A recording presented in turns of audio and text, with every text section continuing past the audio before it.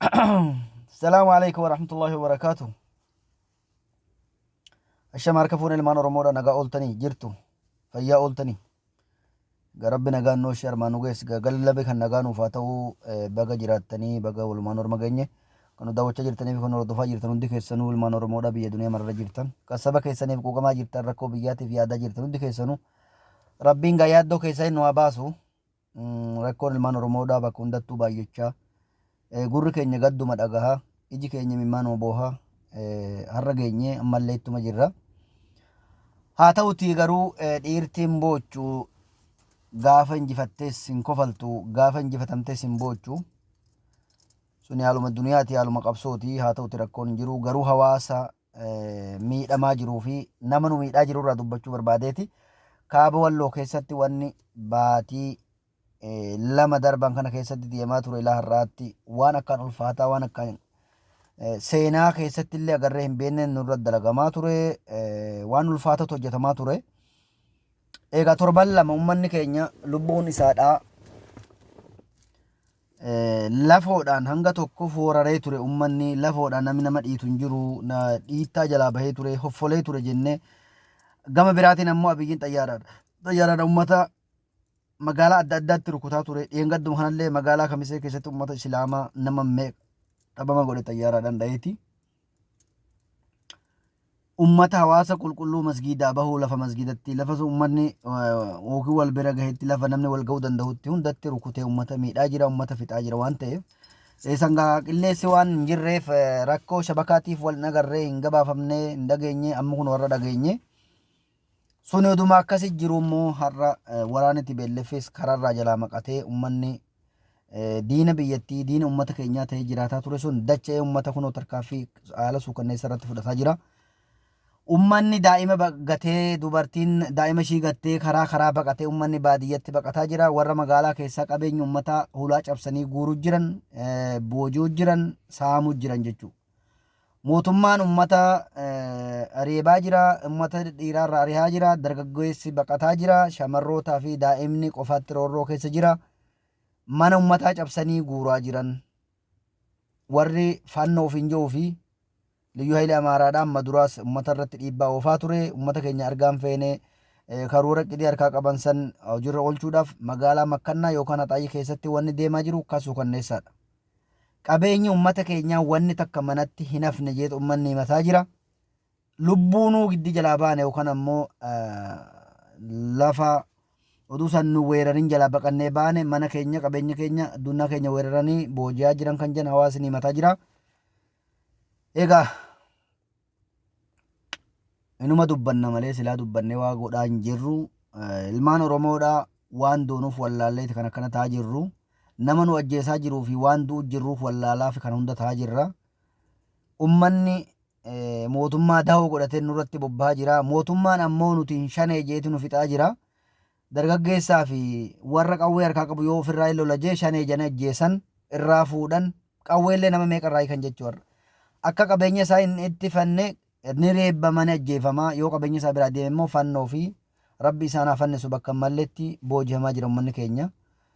Garuu gocha suukanneessaa akkasii kana kan hojjetaa jiru mootummaa faashistii jette wayyaaneen hoggaa sana rabsitu. Sirriidha mootummaan kun mootummaa biyyan bulcha jedhee ofiin ummata fixaa jirutuun biyyan bulcha jedhee deemaa jira jechuudha. Wanni isaan gabaasan ammoo tadmiira hunda ofii hojjetaniiti qabeenya hunda ofii saamaniiti mana ofii nama ofii daakaniiti lubbuu namaa dhaabbachaan tarreessa galaa jedhanii lubbuu namaa irra butanii akkuma dheengadda karrayyuutti hojjetan har'a magaalaa Caffaarobii keessatti lubbuu nama meeqa galaafatan har'allee kamisee bahanii kamisee keessatti lubbuu nama meeqa galaafatanii horiyaa dhaqaniitti nama taa'es argan nama dhaabbates argan eega dalgoo hidhatee irruma butuu malee gaafiin hin jiru eenyuun hin jiru. Uummanni daa'ima gatee mana ofii gatee qabeenya ofii gatee baqataa jira lubbuudhaan jechuudha. Qabeenyi hafees daa'imni hafees dubartiin hafees rakkoo keessa galaa jiran kan kana godhaa jiru mootummaatuun liyyuu hayila amaaraatti wajjin waan kana godhaa jira federaala nuti janiiti alaabaatti jijjiiranii huccuutti jijjiiranii dhiibbaa akkasii uummata irratti oofaa jira gama rasaasaatiin lubbuu haloo ba'aa jiranii gama harkaatiin qabeenya guuraa jiranii gocha karaa lamaatu uummata keenya irratti gaggeessaa jiranii jecha.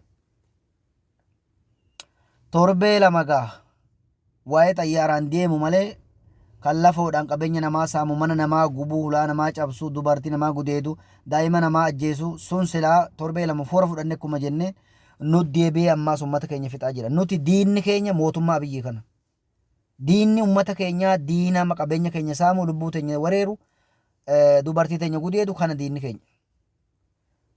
Isa hidhatee wallolee miti kan nu ajaa'ibaa jiru. Hawaasni qulqulluun, hawaasni nagaa kan bobbahee galuu nagaan jiraatutti jiru maaliif kun irratti gaggeeffama? Hawaasni maaliif qabeenyi isaa saamama? Hawaasni maaliif ajjeefama? Yoo TPLF wal dhaban maaliif hawaasa Oromoo irratti dhiibbaa akkasii gaggeessan? Eenyu biyya bulchuuf deema kiyyaan kun hawaasa akkanatti fixanii daa'ima akkana godhanii baannansanii mukatti haadha jala arihanii abbaa daa'ima guddifataa jiru yoomiyaa dalagatee jiraachifataa jiru irraa ajjeesanii eenyu bulchuuf deeman? Sabaa sablammii kan bulchuuf deeman?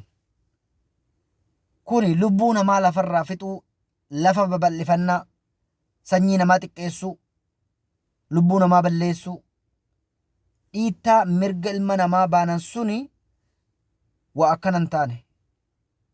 Kuni duguggaa sanyummaadhaa kan hidda namaa balleessuudhaaf deemu eenyummaa namaa akkuma jedhan dheengadda naannoo Amaaraa karaa Gondor keessatti gaafii fannoo isaaniitiin warri isaan deeggaruu fi harka tumuuf magaalaa keessa dhaqee kaayyoon keessaniif karoora keessan maali jennaan tokko warra maqaa Oromootiin naannoo keenya kana keessa jiru akka hiddi isaaniin qaxxalleetti xaragnee lafarraa balleessuudha karoora keenya jechuudha.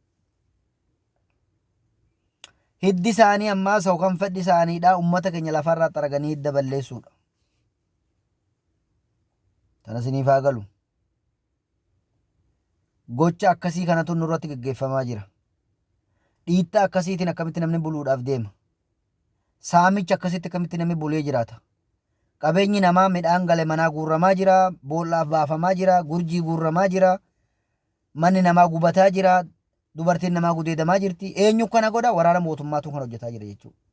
Magaalaa Makkanaa keessatti waan kana godhaa jiranii uummata irratti dhiibbaa akkasii godhaa jiran addunyaan kan agartee gabbaatee uummataadhaaf dirmattu uummataaf dubbattus hin jirtu. Addunyaan uummata walitti naxxuu fi biyya walitti jeeqxu malee addunyaan yedduu dhaabbattee yookaan nagaa buuftu yookaan mootummaa ilma namarratti dhiittaa gaggeessaa jiru kana karaa ramasitu hin jiru jecha. Gama biraatiin ammoo duulli Oromoon walirratti banetu jira. Duula Oromoo walirratti bane kana dhiisee Oromoon waliif tumsee silaa gaarii ture. Warroota jecha hin taane dubbataa jirantu jira. Warra harka numuruu fi harma numuruu san nuuf caala warra jee dubbatutu jira. Warroonni kaan ammoo nuti kan biraarra mootummaa biyyi kan nu wayya warra jeetu jira. Egaa wayyaan nama saamuu, mana namaa gubuu, lubbuu nama karratti jeesuu, nama rashanuun dur yeroo dargiidhaan ni jira ture. Nuti walloo keessatti kan beennu yeroo dargiidhaa nami ni rashanama ture, yeroo Ali Sillaaseedhaan ni fannifama ture. Eega sani asitti wanni sun dhaabbatee ture. Ummanni daa'imni dhalatee guddatee haadhaaf ergamee abbaaf ergamee nagaan babba'ee gabayaa bu'ee nagaan mana isaa galee jechuudha. Har'a immoo daa'imni manaa gabba'e saawasaa bobbaasuudhaaf gabba'e haadha biratti ol garangalu reeffa garagalaa jira. Saani abbaan ammoo ilmaa wajjin gabbaafame ilma reeffa galaa sa'asaa ammoo diinni fudhatee gala. Foonaan isaa yookaan ammoo hooshi isaadhaa qullaa buleeti. Ilmi isaadhaa qabri bulee jecha. Saamicha akkasiituun uummata keenya irratti gaggeeffamaa jira. Alaamanaa qabeenya si saamanii kan dhalchite si jala ajjeesanii ka qabdu meeshaa sirraa hiikkatanii wanni ati gootu maali booddeen keetis awwaalcha biyyoo ta'uu isaati jechuu wanni biraan jiru bu'aa tokko malee. Ummanni keenya wanni du'aa jiruuf karoora du'aa jiruuf kana wallaaluudha. Kaayyoo du'aa jiruuf kana wallaalu. Kaayyoo zama chaajanii lafaa kaanii uummata keenya daguugaa jiran kana wallaaluutuun kana nu godhaa jira jecha.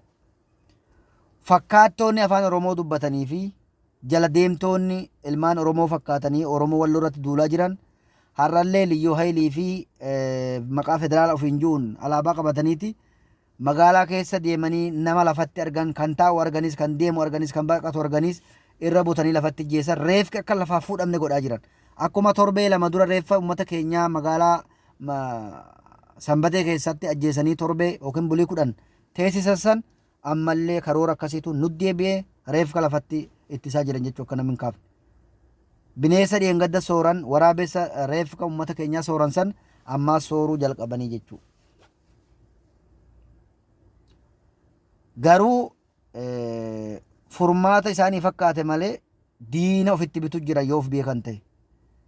Ummanni dirqama lafaa ka'ee waan kana ofirraa deebisuudhaaf of kennuudha qaba. Kan nu nyaataa jiru sirna dulloomaa, kan nu nyaataa jiru sirna dhiiga namaa dhuguu bare, kan nu nyaataa jiru sirna lafa namaa saamuu bare, kan nu nyaataa jiru sirna amantii namaa balleessuu bare. Santuun dargaggeessaa fi ulamaa'ii keenya nyaataa jira jecha. Eenyu akka isaanii wajjin deemu warra isaaniif isga'u jedhee sujuuda bu'eef, namaa sujuuda bu'uuf hin dhalanne nuyi. Rabbii sujuuda bu'uuf kan dhalanne malee. Kanaaf nuti rabbii sujuuda buuna malee ilma namaatiif sujuuda bu'uudhaaf karoora hin qabnu. Ilma namaatiif ergamuus karoora hin qabnu, rabbiif ajaja rabbii fudhannee jiraachuudha maleedha. Warroonni immoo Oromoo adda qooduudhaaf afaan banaa ture itti milkaa'eera. Oromoon bakka hedduutti adda qoodamee wacaa jira jechuudha. Nu waccisiisee jira namtichi ajandaa nuu bane sun rabbi isaa balleessu. Kanaaf Oromoon ammoo yeroo ammaa kanatti sirna ummata keenya fixaa ture harma mulaa fi harka muraa aannoleetuun nurra deemaa jira waan ta'eef Oromoon bakka tana hubatee Oromummaa isaa cimsee namticha immoo ummata Oromoo adda qooduudhaaf waa dubbate san seeratti dhiyeessu. Oromoon lafaa ka'ee abbaan amantii nama saniilleen lafaa ka'ee nama san seera dhiyeessuudha. Seera dhiyeessee adabbii inni argate dhugeessisuudha. Tokkummaan Oromoo haa jiraatu jennaan. Seera lafaa ka'ee warri biyya alaa suni afaan as bahee miidiyaa irratti wacuudhu hin taane Oromummaan tokkummaan wanni jedhamaa jiru sun yookaan haasirraa dhugaa haa ta'uutii gadaa dhaabbatu jedhan taate lafaa ka'anii warri amantaa abbaa fedhee haa ta'uutii Oromoo taatan namticha isa seera jira dhiyeessuu dirqama Oromummaati. Waan ulamaa'ii hedduu mufachiisee jira. Dargaggeessa hedduu mufachiisee jira.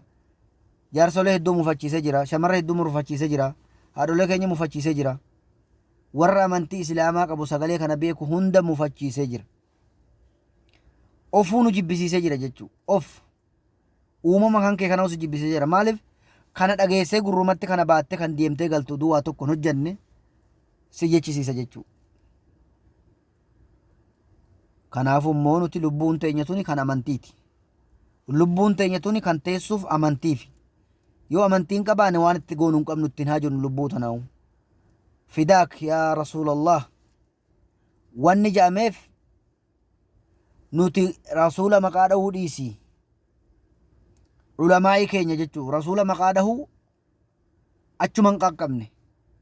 Ulamaa'ii ilmii barate hadiisa barsiisaa jiru kan amma jiru jechuudha. Yookiin Hussein yookiin Aliyyi yookiin Adama yookiin Muhammad jennee waamuu dandeenyu beeknu Oromoo himatu ni beektan eenyunu Naasiruma san Shee Naasir Hamzaadhaa san yoo maqaa dhahuttan akkuma shaksittu ummanni Islaamaa sinirraa callisuuf hin ta'u jechuudha. Maaliif nuti ulamaa'ii keenyaa nama maqaa dhahuu hin dandeenyu hin feenu ittiin haa jennu. Ulamaa'iin ilmii rabbiin nutti erge baatee garaa qaba. Daa'ima barsiisaa jira. Jaahila barsiisaa jira. Barumsa adda addaa ummataa kennaa jira. Yoo san ajjeeftan yookiin ammoo irra bobbaatan ifaa Islaamaa warra dhaamsuuf deemu.